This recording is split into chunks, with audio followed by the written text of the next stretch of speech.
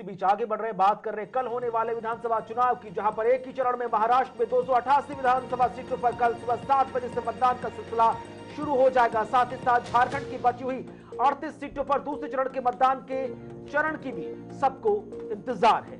तो फिलहाल 20 नवंबर को दोनों राज्यों में विधानसभा चुनाव होगा। महाराष्ट्र में जेपी नड्डा ने चुनावी रैलियां की हैं, जमकर कटाक्ष यहां पर कांग्रेस पार्टी पर किया, विपक्षी दलों पर जमकर निशाना साधते नजर आए। कई मुद्दों को लेकर यहां सवाल उठाए गए, क्योंकि महाराष्ट्र के अंदर विधानसभा चुनाव होने हैं और एक ही चरण में 288 सीटों पर चुनाव होगा।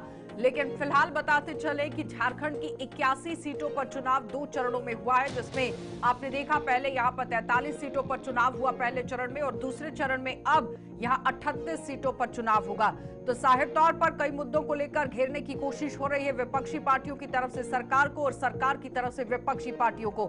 संविधान के नाम पर जनता को गुमराह करने की कोशिश की जा रही है। राहुल गांधी का बड़ा बयान, महायुति एनडीए ने महाराष्ट्र में राजनीति की नई संस्कृति यहां पर गढ़ दी है और महाराष्ट्र में महायुति की सरकार बनाएंगे, इस तरह से बड़ा बयान जेपी नड्डा की तरफ से।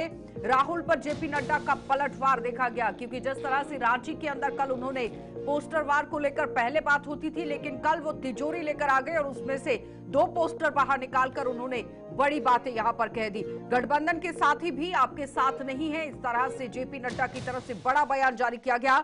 और आप एक होते तो भी सेफ होते, लेकिन किस तरह से आप देखिए, क्योंकि अंतर कलह जो है वो विपक्षी पार्टियों के अंदर मची हुई है, ये साफ तौर पर जेपी नड्डा का कहना था। और जाहिर तौर पर एक होंगे तो सेफ होंगे, इस तरह का बड़ा नारा प्रधानमंत्री नरेंद्र मोदी की तरफ से दिया गया था, लेकिन उस पर राहुल गांधी की तरफ से पलटवार किया गया। तो बीजेपी के राष्ट्रीय अध्यक्ष जेपी नड्डा महाराष्ट्र में पहुंचे थे। रैली के दौरान कांग्रेस नेता राहुल गांधी पर निशाना साधते नजर आए। और जाहिर तौर पर आप देखिए, अब जिस तरह से यहाँ पर कल चुनाव होना है, किस तरह का समीकरण बनेगा, ये तो 23 नवंबर को सामने आएगा। लेकिन फिलहाल 288 सीटों पर कांग्रेस और साथ ही साथ बीजेपी की आमने सामने टक्कर है।